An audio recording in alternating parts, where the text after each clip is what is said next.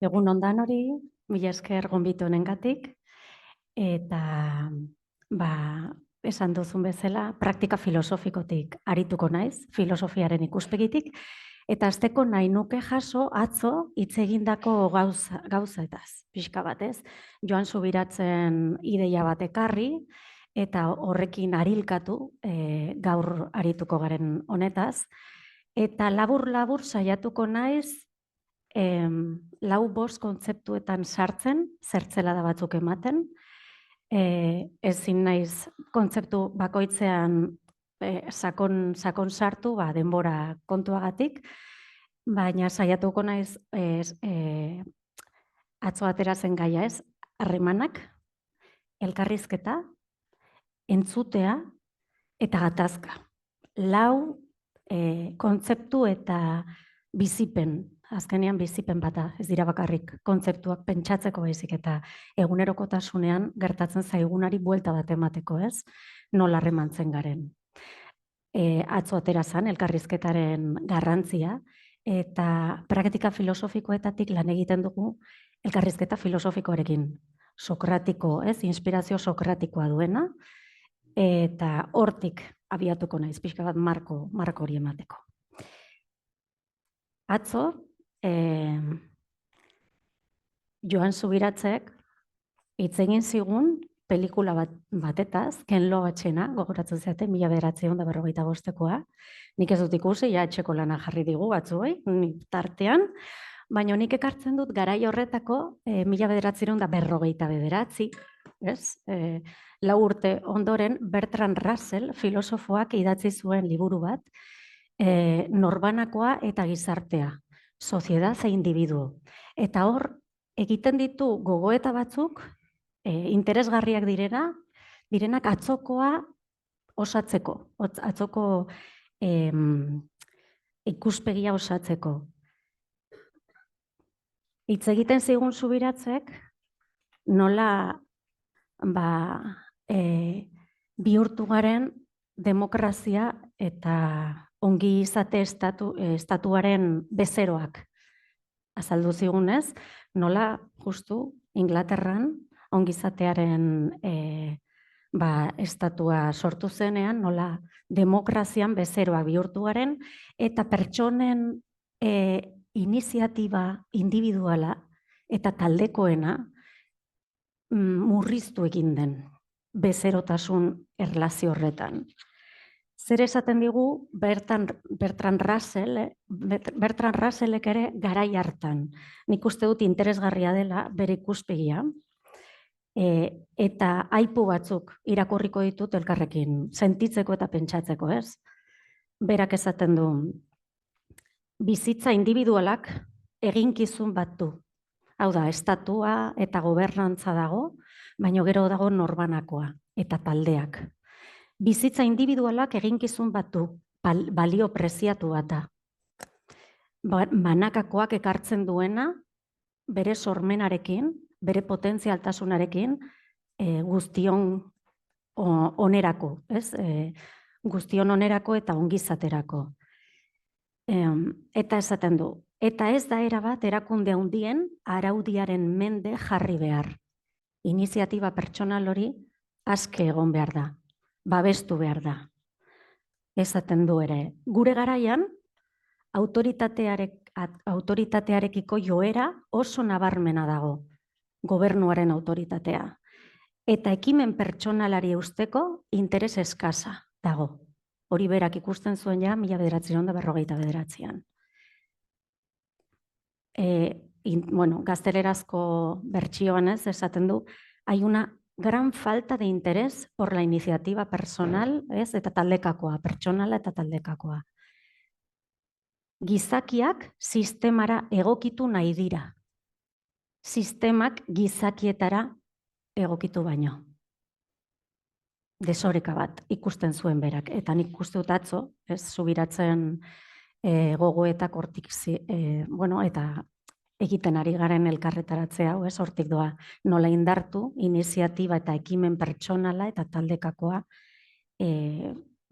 politikan eta gure bizitzetan. Ideia bat ere Aristotelesena, komunitate hori pentsatzeko elkarrekin, ez? Aristotelek esaten du, gu garela politikan, bere politikako liburuan esaten du garela, zoon politikon, zoon, zoologia, hortik dator etimologia, animali komunitarioak.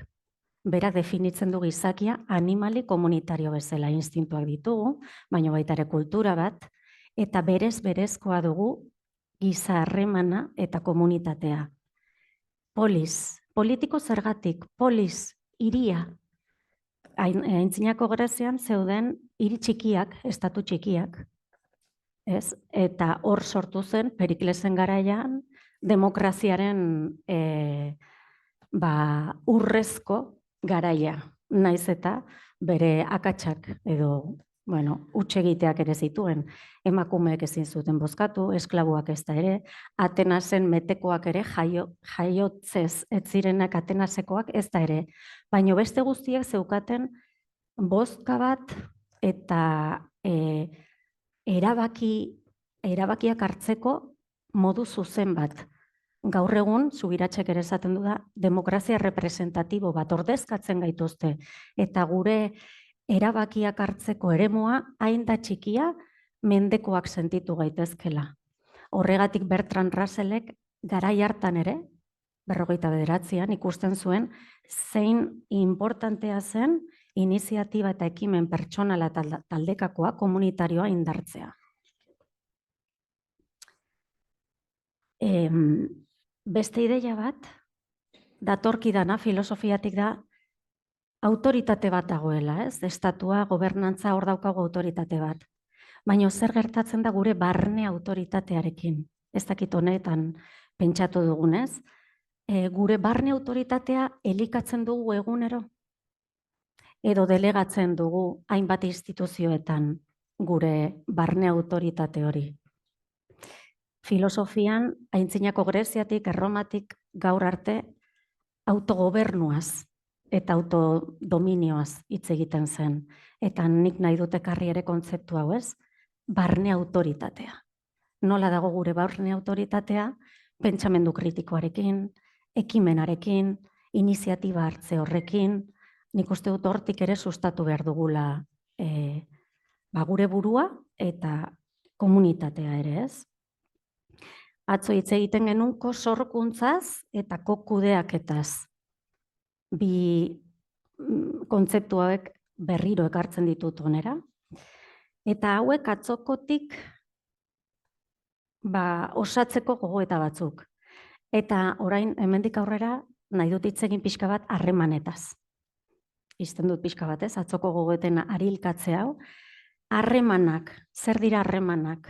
Nola harremantzen gara? Nola ulertzen dauz filosofiatik, ez? Nik esango nuke, harremanengatik gaudela hemen, kooperazioagatik. Gizakia sortu zenetik, bizitza posible izan da, taldean bizi izan garelako. Horregatik, Aristotelesek esaten du, zoon politikon, animali komunitarioa garela. Izaki komunitarioak, hori da gure zena, eta horrela biziraun dugu. Harremanik gabe, ez dago, bizitzan existitzeko aukerarik. Harremanak existentzia dakar berarekin. Ezin gara isolamenduen bizi. Aintzinako Grezian eta aintzinako kultura guztietan deserriratzea, herritik botatzea zigorra handiena zen. Ez zuten ulertzen nola egingo zuten beraien bizitza, beraien herritik edo hiritik kanpo. Hori zen tortura handienetako bat. Sokratesek zikut hartu zuen, onartu zuen hori, ez zuelako ere deserriratu nahi. Baina filosofo asko deserriratzea pairatu zuten, pentsamendu kritiko bat izateagatik. Askotan botereari ez zaio gustatzen iniziatiba partikular horiek. Eta Russellek esaten digu ze importantea den arnasa, espazioa ematea iniziatiba partikular hori. Izatea erlazionatua egotea da. Orain dela urte askotan galdetu izan dudanean ni nere buruari, zer da izatea? Gazteleraz, ¿qué es el ser? Zer da izatea? Krishnamurtik, Indiako pentsalariak, niretzat definizio interesgarriena ematen du. Berak esaten du, izatea harremanean egotea da. Izatea harremanean egotea da. Gure eguneroko bizitza harremana da. Bai alderdi pribatuan, familian, zenideekin, eta baita publikoan. Kontaktuan bizi gara, kontaktu fisikoa, emozionala, psikologikoa, ez? Intelektuala, espirituala edo barnekotasunarena. Horretarako harremantzeko behar dugu afektu bat.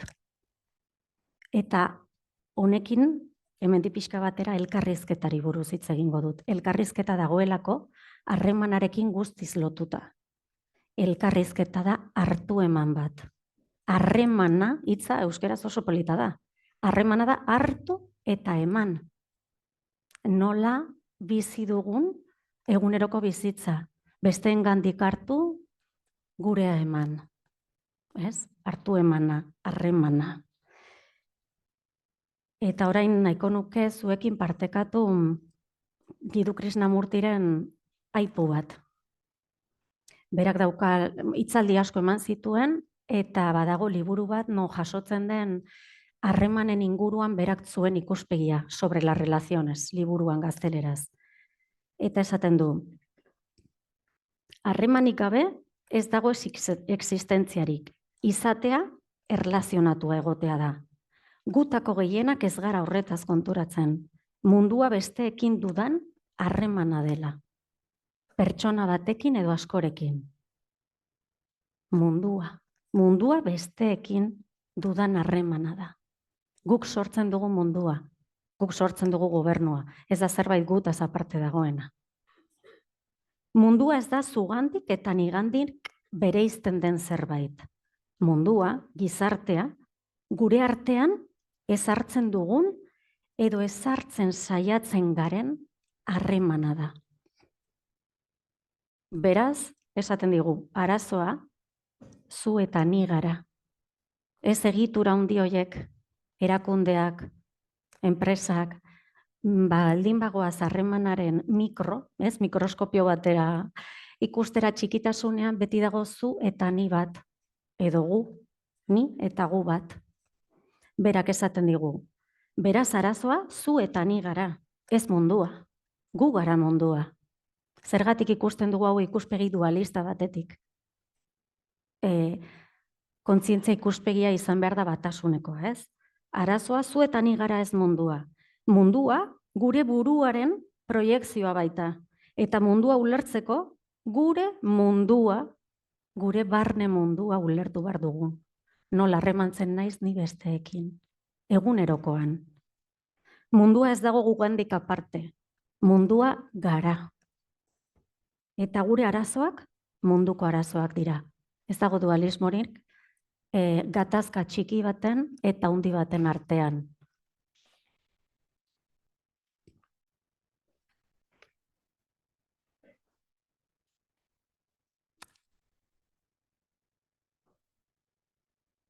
Hor badira hainbat autore harremanaz eta elkarrizketaz gogo eta egin dutenak. Eta hoietako bat da Martin Buber, judutarra, ez? Bigarren Mundu Gerran judutarrek, filosofo judutarrek harremanetaz lan itzela egin zuten, pairatu zutenagatik. Berak esaten du Martin Buberrek, zu eta ni eta zu liburuan esaten du, toda vida verdadera es encuentro. Ikusteko nola filosofo ezberdinek, garai ezberdinetakoek, mendebaldean eta ekialdean berdina esaten duten, ez? Bizitza benetako bat, topaketa bata, harreman bata. Eta hor, elkarrekintza bat daukagu, eta elkarrizketa bat daukagu. Buberrek ere, haratago doa, eta esaten digu, daukat gazteleraz, bere liburutik hartuta, el ser humano se torna yo en el tú. Ni bilakatzen naiz, zurekin harremantzen naizenean. Nere buruaren kontzientzia lantzen dudalako. Esaten du, llego a ser yo en el tú. Al llegar a ser yo, digo tú. Txikitara baldimagoaz, jaiotzen garenean, aurrak jaiotzen direnean, amaren besoetan, aitaren besoetan, oraindik ez dakite beraiek ni bat dutela. Fusio batean daude. Eta hilabeteak behar dira, batzutan urteak, individuazio prozesu hori emateko, ni esateko. Baina horretarako behar dugu zu bat gurekin, harremanean.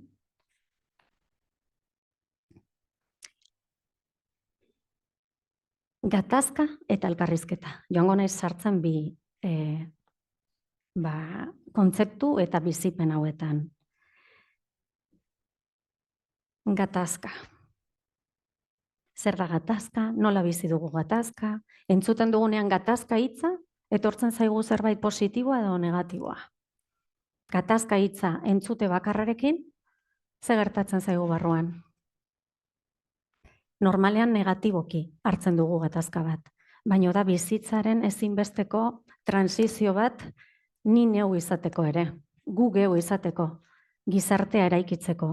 Gatazka bizitzaren parte natural bata, desberdina garelako, adostu behar ditugulako gauzak. Zenbat eta komunitatea handiagoak izan, ados jartzea zailagoa da. Tribu batetik, klan batera, hiri batera, hiri estatu batera, nazio estatuetara, gaurko demokrazia kapitalista globalizatu hauetara, iristerakoan, geroz eta jende gehiago gaude munduan. Gatazka da zerbait naturala mikroan eta makroan. Gure eguneroko bizitzan eta bizitza komunean.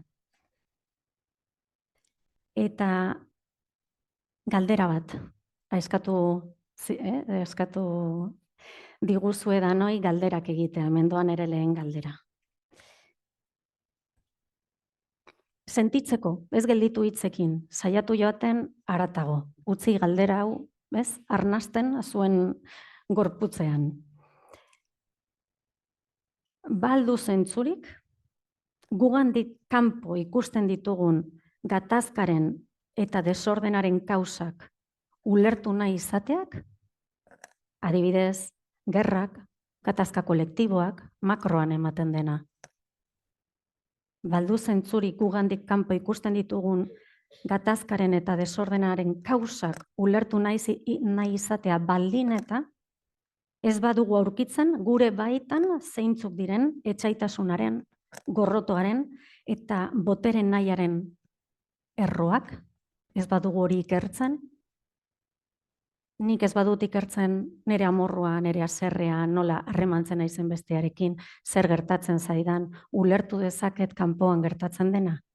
Krishnamurtik, Martin Buberrek, David Bohm, filosofo guztiek esango digute, lehenengo autoezagutza bat behar dugu. Ni ezagutzen dudanean nola harremantzen naizen nire buruarekin, eguneroko gatazka hauek zer ekartzen didaten, ulertuko dut gero taldekako gatazkak eta gatazka handiak, ez, kolektiboetakoak, herrialden artekoak. Gure buruarekin dugun harremana, beste guztiekin dugun harremana da. Gugan alderdi batzuk errefusatzen eta arbuiatzen ditugunean, ukatutako hau barruan kanpoan ikusiko dut. Proiektatuko dut kanpoan, eta alderdi positiboan ere. Ez badut ikusten ere kualitate esentzial bat, ukatzen badut zerbait positiboan igan, mirestuko dut hori kanpoan. Uste dudalako nirea defizit bat dagoenean, hau da, harremantzen gara horrela, kualitate negatibo eta positiboekin.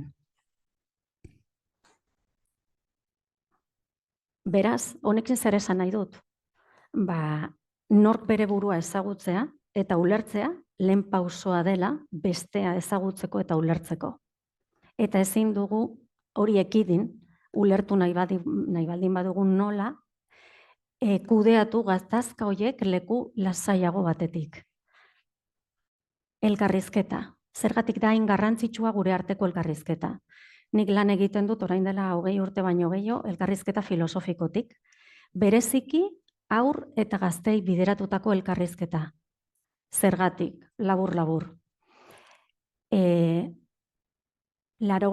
hamarkadan 60. hamarkadan, 80. hamarkadan, Estatu Batuetan filosofo bat egon zen, Matthew Lipman, 2010ean zendu zena, eta Matthew Lipman unibertsitateko filosofia irakaslea zen.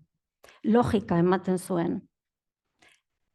Baina konturatu zen, unibertsitatean zeuden gazteak pentsamendu kritikorako zailtasunak zituztela. Beraien ideiak etsaitasunik gabe partekatzeko besteekin defizit bat zutela. Amankomunean jartzeko ideiak eta horietaz eztabaidatzeko hutsune bat zegoela. Orduan pentsatu zuen txikitatik hasi behartzela, elkarrizketa lantzen, eta zer baino beto hezkuntza sisteman baino. Orduan sortu zuen kurrikulum oso bat, 3 urtetik 18 urtetara doana, gelan elkarrizketa filosofikoa lantzeko eta ikerkuntza komunitatea. Berak esaten zuen, gela ikerkuntza komunitate batean bihurtu bertzela. Ideia guzti hauek John Dewey, Estatu Batuetako filosofoaren ideiak ziren. Hezkuntza eta demokrazia. Nola pentsatzen dugu? Deweyk esaten zuen behar dugula eskoletan, ez bakarrik edukiak irentsi, baizik eta eduki horietaz pentsamendu kritiko bat izan, espazioak eman elkarrekin solasteko.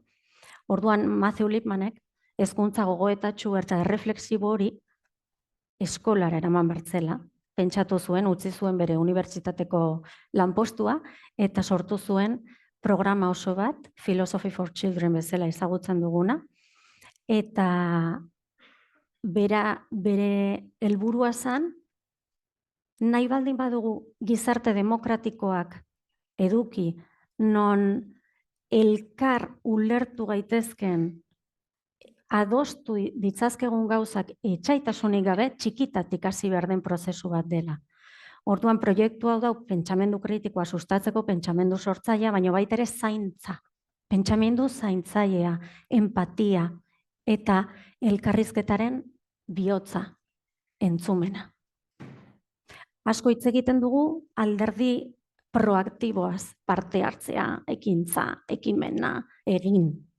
Eta ahaztutzen dugu askotan entzutea, armena, rezeptibidad hori, armena, isiltasuna, barne isiltasuna lantzea, lasai egoteko elkarrizketa filosofiko edo politiko, edo beste mota bateko edozein elkarrizketa daukadanean, baitan ere, bizi lagunarekin ere, elkarrizketa bat dudanean. Orduan, elkarrizketa horretan, edo harreman horretan, daukaguna, egunerokoan, egongo dira gauzak, ez zaizkidena gustatzen, eta hau praktikatzen dugu aurrekin txikitatik, norbaitek esaten du zerbait, niri ez zaidana gustatzen eta erreaktibitate bat daukat. Erantzun erreaktibo bat daukat. Horrek mina ematen dit eta erreaktibitatetik erantzuten dut. Ez nire barne zentrutik, ez nire barne lasaitasunetik.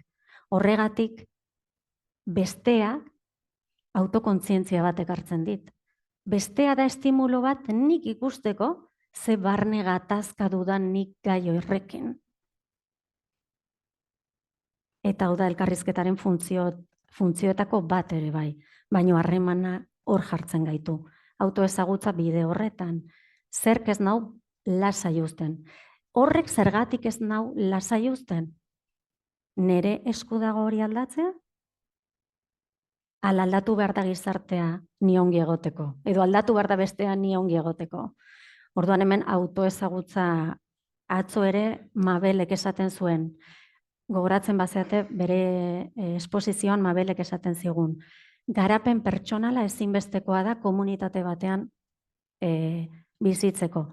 Eta baita ere gustatu zitzaidan entzutea berak esaten zuela, nola lortuko dugu askatasuna komunitatean edo gizartean, bakoitza gure barne askatasuna ez dugunean konkistatu. Gogoratzen zeate? Honekin berdina. Ze harremana daukat nik kanpoko autoritatearekin. Ni nere barne autoritatea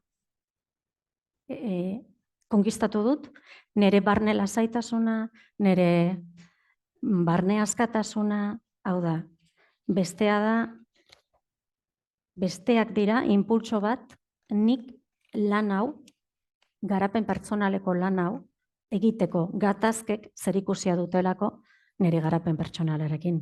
Nola nahi dut egon munduan. Galderak. Galdera gehiago. Galdera oso praktiko bat, zuen buruei egiteko. Nola erreakzionatzen dut nire baitan, edozein negatibotasun adierazpen bat aurkitzen dudanean. Erreakzionatzen dut zerbait ez zaidanean gustatzen, kanpoko estimulo batek zer ekartzen dit barneko honetara. Kanpokoa da estimuloa, kausa dago barruan. Etsaitasunez erreakzionatzen dut, haserretik, gorrototik, erresuminatik, oztasunetik, suntxikortasunetik, tristuratik, inbidiatik, krudeltasunatik, axolagabekeritik, ankerkeritik, emateko eta partekatzeko erresistentzia batetik urrundu egiten alnaiz. Gatazkek egiten digutena da, batasun kontzientzia batean egon ordez, danok elkarrekin, bereizketa edo banaketa kontzientzia batera ekartzen digute. Ni eta bestea, ez, urruntzen gara. Etsaitasunetik ikusten dut bestea, bai mikrotik, bai makrora. Berdin zaigun norbanakoa edo herrialdeen arteko gatazka baten. Gizatasuna kentzen diogu besteari. Orduan nola izan gaitezke, nola ikusi bestea, gizatasun osoarekin naiz eta ez nagoen ados berarekin. Nola iritsi elkarrizketa baten bidez, adostera, hainbat gauza, etsaitasun hori saiesteko. Eta berriroren nere barneko izate horretara bueltatuz, haserretzen zaretenean, gurasoak baldin bazeate, amatxoak, aitatxoak, edo bikotearekin, lankide batekin, garrasi egiten dugunean nola sentitzen gara gure buruarekin. Gure zentrutik ateratzen gaituenean zerbait onargarria da, edo zai gustatzen naizen pertsona momentu horretan. Ukatzen dut eta ez dut ikusi nahi, ateratzen zaidan amorrua. Zigortzen naiz, errudun sentitzen naiz, nire burua zaintzeko baliabideak ditut eskura,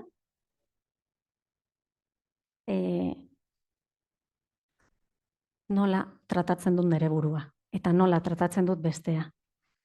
Ulertu dezaket ze gertatu den, hau da, kontsulta filosofikotik edo aholkularitza filosofikotik proposatzen dena da ulermena garatzea. Ulermena garatzen dugunean eraldaketarako prest gaudelako. Adibideak jarriko ditut, aterrizatzeko ideia behar bada abstraktu hauek,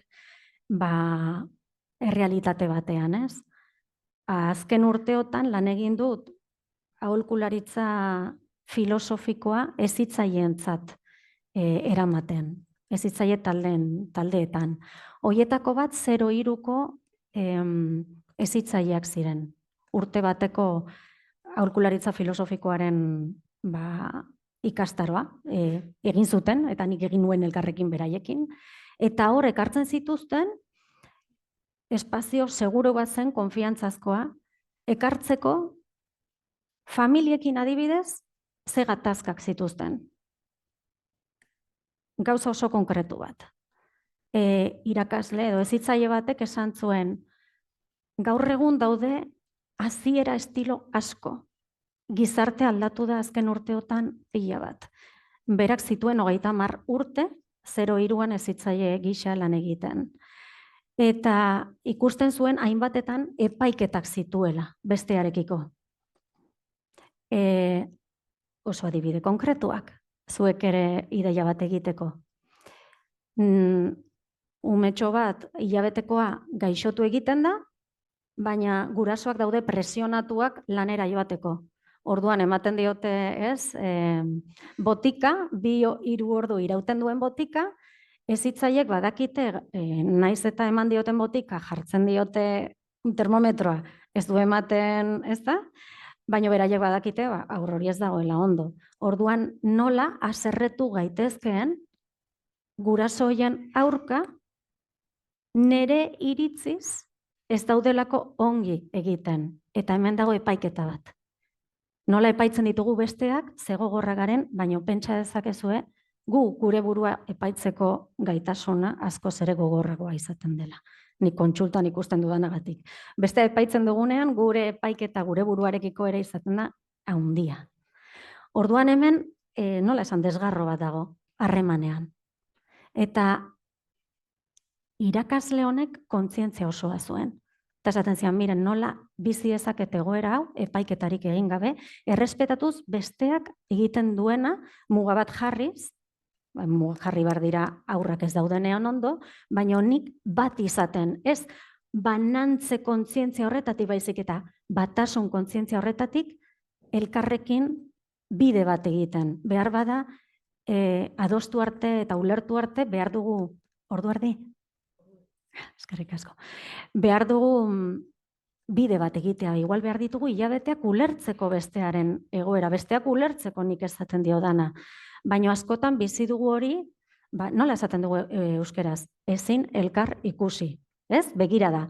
Ikusten badezute begirada da binkulo eta harremanaren bai, nola esan, binkuloaren elementuetako bat naturala dena. Haserre zaudetenean, normalean ez, elkarrezin ikusi. Ez dut ez da ikusi nahi hau. Ezin gara elkar ikusi, orduan begirada hori berrez hartzea.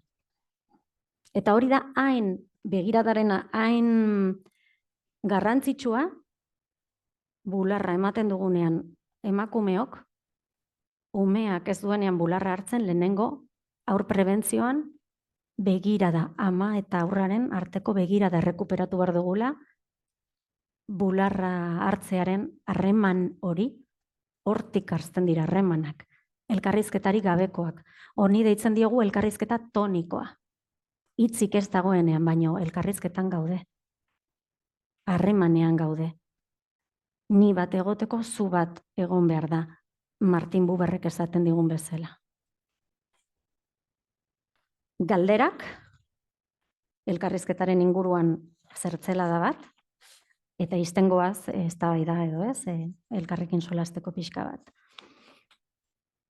Galdera bat, juizio hauekin, ez, adibide hau jarrita, nola ditugun epaiketa handiak bestearekiko, gure buruarekiko, hau egiten dugu ere, ez, nola pentsatzen ari naizen, eta pentsamendu hau ze emozioetara, eta ze jokabidetara eramaten nau. Askotan pentsamendu hauek ez dira modu ageri batean egoten. Batzutan izkutuan daude, eta aholkularitza filosofikoan ez, nola pentsatzen dugu. Sokratesek esaten duen bezala, da bizitza aztertu bat eramatea. Bueno, filosofia oso radikala da, Sokrates apologia horretan, Platonen elkarrizketa filosofiko horretan, Sokratesen ahotan jartzen du hitz hauek, esango gazteleraz. Una vida sin examen no tiene sentido ser vivida. Euskeraz, nola esango genuken. Bizitza bat, aztertu gabeko bizitza bat ez du zentzurik izatea, ez? Horrelako erradikala da filosofia. Ez du ezberdintzen nitasuna eta mundua bat gara. Ez dago dualismorik, ez da ikuspegi dualista bat, ni eta besteak. Galderak. Besteak modu jakin batean izan beharko lukete, hau batzutan gertatzen zaizue, besteak modu jakin batean izan jokatu behar lukete, edo jokatzen dugu gutako bakoitzak orain daukagun kontzientzia mailatik. Daukagun garapen pertsonal honetatik behar bada, hemendik 2 urtetara begirada sakonako badaukagu gurekiko eta bestearekiko. Gorrotorik edo erresuminek sentitzen aldut gatazketan, maiz konturatzen alnaiz nire burua kritikatzen eta zigortzen ari naizela nire barne elkarrizketan, maiz besteak kritikatzen eta epaitzen eta zigortzen ari naizela konturatzen alnaiz. Azken galdera bat, ditut asko, ez filosofia galderak egiteko, bueno, zoragarria da. Azken bat guretzat, bakoitzak berarentzat ekartzeko. Nire buruari eskatzen diot eta bestei exigitzen diet, orain eta hemen erreferente ideal baten mailan egotea, heldutasun maila bat, ontasuna, jakinduria maila bat, perfekzio maila bat, eraginkortasun maila bat. Orduan, Martin Buberrek ere bere liburuan kuriosoa iruditu zitzaidan, irakurtzerakoan esaten duela, ezberdintzen du individua eta pertsona. Individua ez dakit nola esan, banakakoa, norbanakoa, da zerbait inpertsonala, iaia objeto bat da. Baina pertsonan berak esaten du presentziatik presentziara gaudela.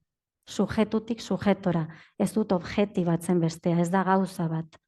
Orduan bere proposamena da egotea, barnetasun honetatik, nisakon batetik konektatzen beste, nisakon horrekin batera, naiz eta askotan ez gauden ados.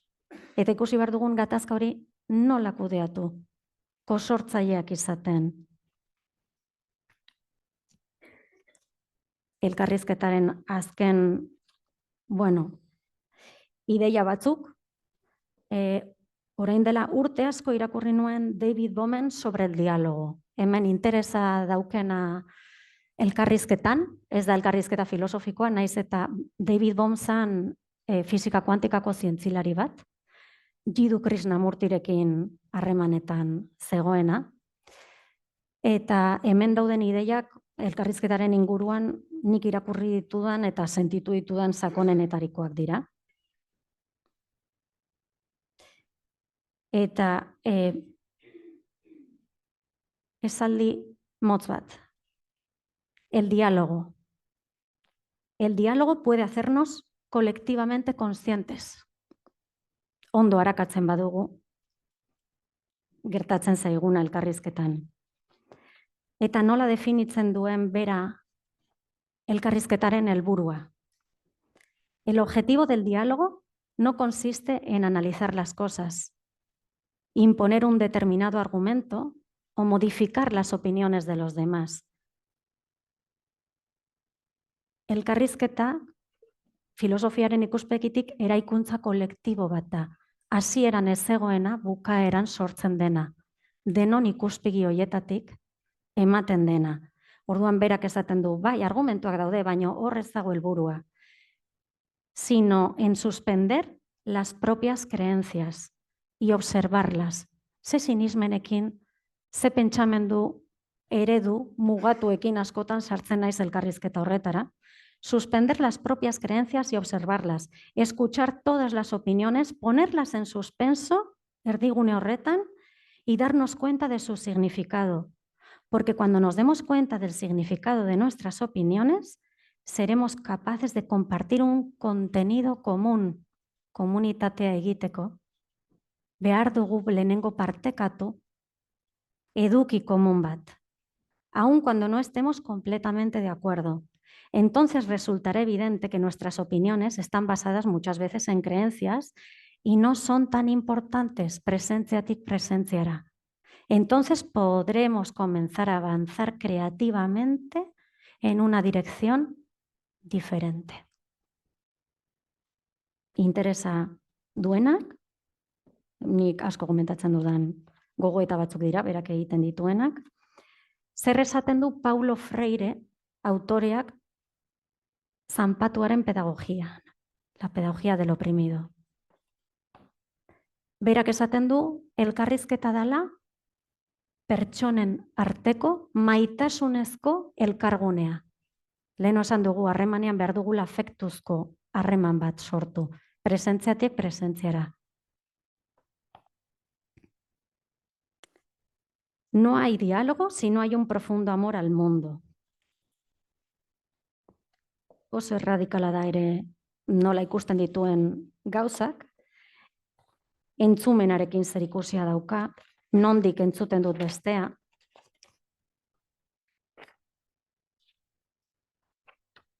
Si no amo al mundo, si no amo la vida, si no amo a los hombres, ez bazaizkit importa, no me es posible el diálogo.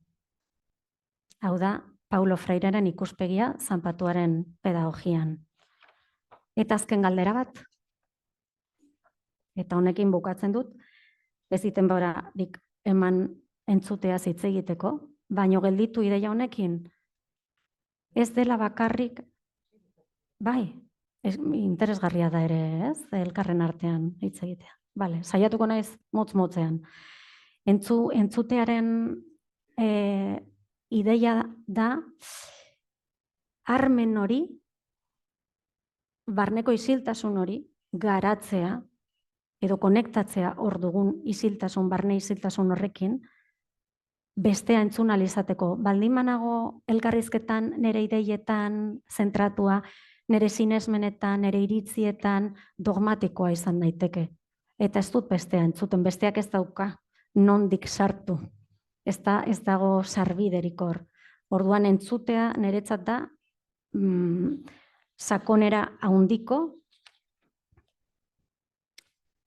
landu beharreko, elkarrizketa filosofikoa edo elkarrizketa lantzeko behar dugu lehenengo entzumena landu.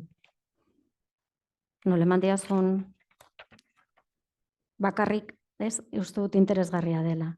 Plutarko, aintzinako Grezian Plutarkok entzuteaz gogoeta egin zuen. Filosofo guztiak beti daude hitzan, argumentuetan indarra jartzen. Eta Plutarkok Erroma garaian esan zuen egon, itxoin, ze gertatzen da entzutearekin. Badakigu, landu behar dugula retorika, dialektika, ez? Disertazioak, dana, ondo hitz egiteko, baina berez ematen da entzumena? Berak esaten du, ez, berez ez da ematen. Sentitzen dugu hori berez ematen dela, baina landu beharreko zerbaita.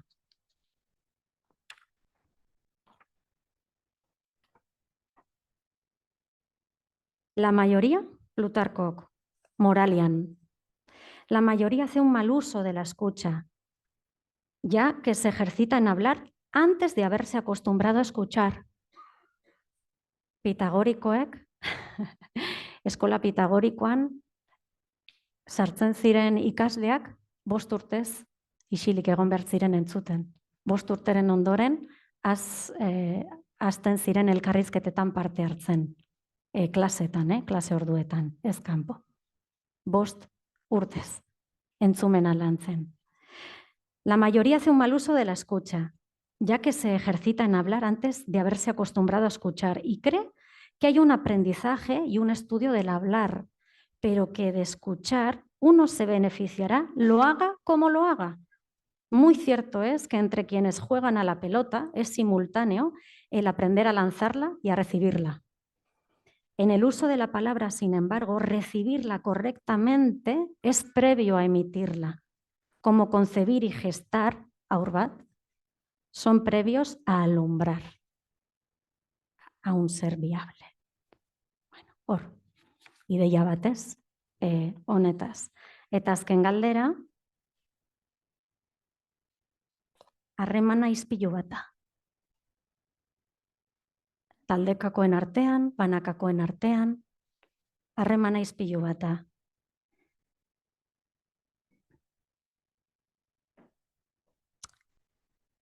Harremanak izpilu handia direnez, lehen saiatu naiz modu oso motzean azaltzen, ez da? Harremanak izpilu handiak direnez, ondoriozta dezakegu nolabait, gure bizitzan agertzen diren pertsona guztiak, bereziki gutxien gustatzen zaizkigunak eta erronka gehien jartzen dizkigutenak, maitatzen irakasten ari zaizkigula.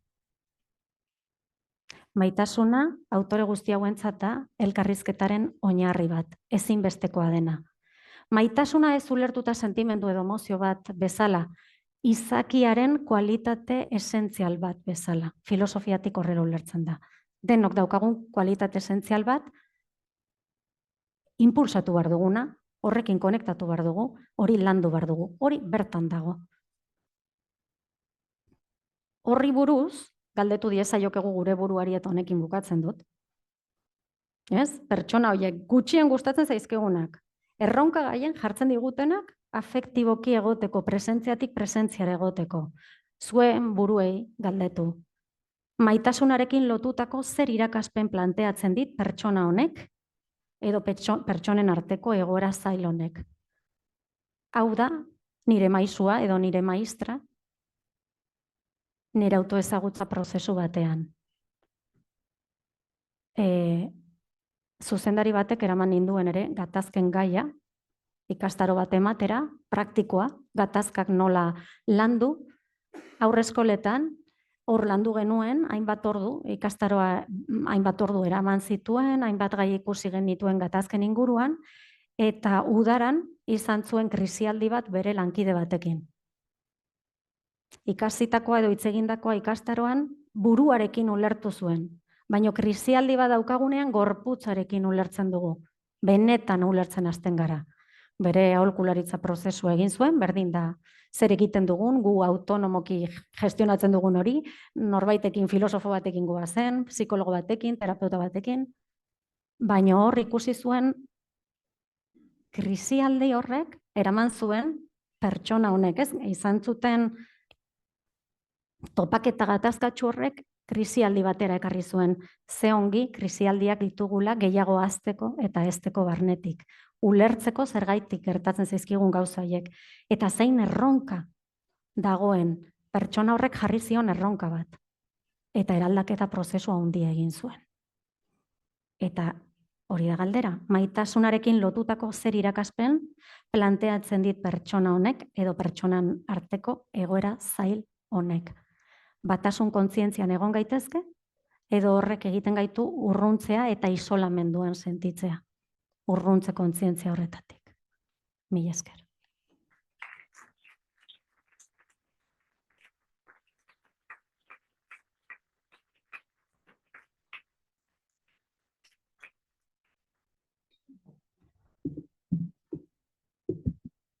Mila esker, Miren.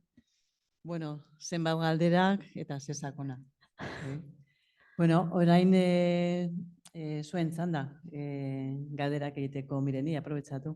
Edo gogoetak, galdera. Edo gogoetak, bai.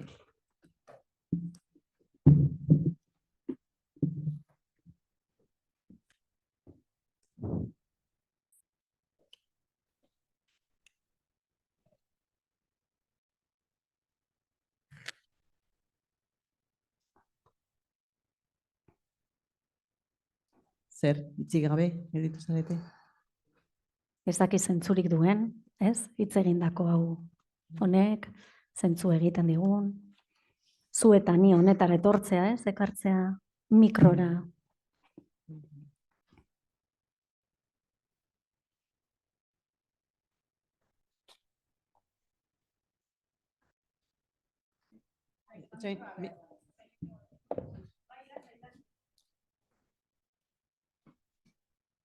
Mikroa behar da, batez ere itzultzaileak. Vale.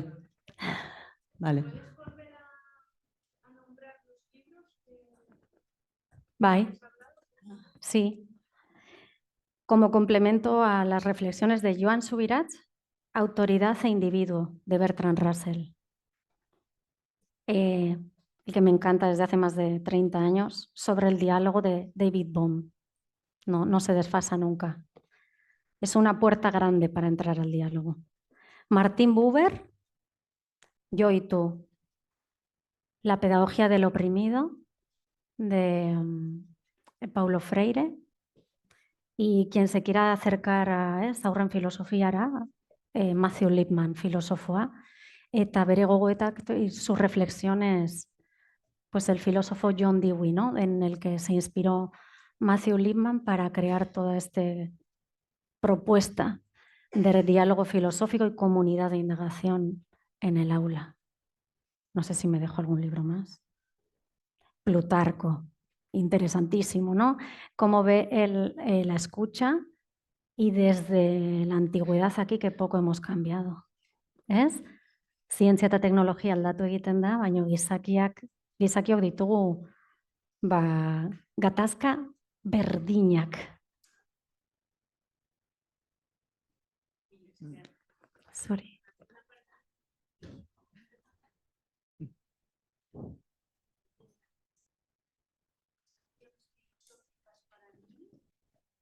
Sí.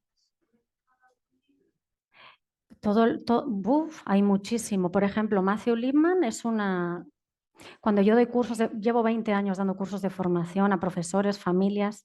En un curso de verano que estaba una abuelita y dije, no, hay que hacer un curso de diálogo filosófico y todo también para los abuelos porque nos abrió todo un mundo, la abuelita, de cómo se replanteaba ella, después de educar a sus hijos, la visión como abuela de los nietos. O sea, nos dio una lección a todos, que yo no sé si yo aprendo más con ellos a veces, ¿no? Con los alumnos que...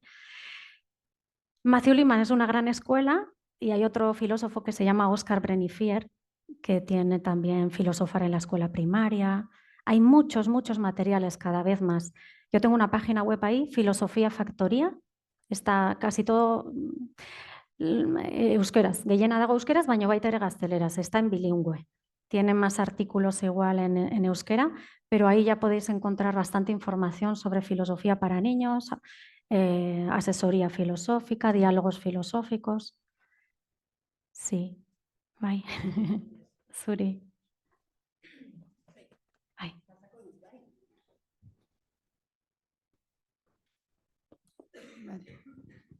Piztuta dago, bai. Bueno, lehenengo eskerrik asko niri ere zoragarria iruditu zait. Azaldu duzunean ni naiz gu garelako, niri burura etorri zait gogoeta bakarrik egiteko. Ubuntu Sudafrikako filosofia ez duen ezagutzen beste ipatu dituzun referentziak, baina justo kontzeptu hori aspaldi jarraitu izan dut Sudafrikako Ubuntu horrekin, desmontututa Nelson Mandelarekin, eta asko etorri zait hori. Bai, oso bat dator, ongi ekarria, mila esker. Bai.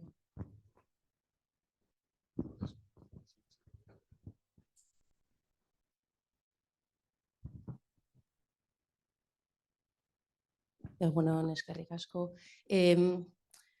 Nahi zalantza edo igual pixkat sakontzeko gai bat edo elementua falta izan zaidana, gatazkei buruz hitz egiten dugunean, asko zentratu zara zu, ni, harremanak, entzutea, autoezagutza, ulermena, baina dena iruditu zait oso plano horizontalean, ez? Zu eta ni egoera berdinan egongo bagina bezala. Baina errealitatean, eta askotan, zu eta ni artean, botere harreman, posizio desberdinak daude. Orduan, botere harreman horiek desorekak, horiek nola kudeatu, gatazketan nola kudeatzen diren, elementu hori pixka falta izan zait eta gustatuko litzaidatek. Bai. Jakitea pixka bazure hausnarketak edo filosofiatik hori nola abordatu daiteken edo batez ere botere harremanen desoreken elementu horren inguruan Bai. ze gehiago. Baita ere ikusi dezakegu mikroan edo makroan, ez? Botere harremanak Foucault da, Michel Foucault horretaz pila bat ikertu zuen eta azaldu ditu gauza asko. Botere harremana mikroan, nik jarriko nuke egunerokoan, joten baldin magara egunerokoan, ikusi behar dugu ze autoritate defizita daukat nik. Batzutan da mugak jartzeko zailtasuna besteari, mikroan eta xume, egunerokoan. Ze defizita daukat nik, nire autoritate, nire barne autoritatea sustraitzeko eta errotzeko harremanean. Eta egunerokoan, askotan mugak jartzeko zailtasun bat dago, onartuak izan nahi dugu. Bestearen onarpena jasotzeko, askotan egiten ditugu gauzak gure barne autoritatearekin ez datozenak. Hori egunero ikusten dut konsultan. Eta gero makro batean zailagoa da, ez? Zenbat urte izan dugu esklabutza munduan. Aintzinako Greziatik, orain dela 100 urte batzuk arte, ez? Eta hori harreman botere ikaragarria da. Hor dago despersonalizazio bat. Bestea ez dut ikusten, beste legitimo bat bezala. Maturana ere begira beste autore bat. Humberto Maturanak gazteleraz esaten dut, el legítimo otro en la relación. Legitimoa da, nik aintzat hartzen dudala bere gizatasuna. Eta zenbat aldiz, makroan ez da hartzen aintzat bestearen gizatasuna, direla aurrak, direla emakumeak, direla arrazako, ubunturena ere ongi ekarria, direla estrukturak, gobernu estrukturak oso itxiak direnean, ez dutela uzten ere gizakiari. Orduan, hor behar ditugu amankomunean jarriaz, batzutan ni ezin dut estruktura handi horren aurka bakarrik joan. Behar dugu estrategia komun bat. Atzo Mabelek ere horregi jarri zuen arreta, eta nik uste dut importantea dela antolaketa herritarra eta ez delegatzea denbora guztian, sistema aldatzea gu erosoago egoteko, batzutan gu aktibatu behar gara sistema hori zanpatzailea baldin bada. Baina horretarako beti barne autoritatea, barne konfiantza, barne ziurtasuna ongi errotuta egon behar da. Bestela prozesuan apurtuko gara. Orduan ez dago ezberdintze horri, filosofiak ez du ikusten modu dualista batean. Ni ongi egon, baldin banago ongi errotua barne autoritate horretan, badut baliabide gehiago egitura eta erakunde handiagoetan eragiteko ere. Harremandua dago denbora guztian, ez? Orduan nire ikuspegia da hori filosofiatik ez egitea, ez banantzea bi esfera hauek, gu mundua gara. Mila esker.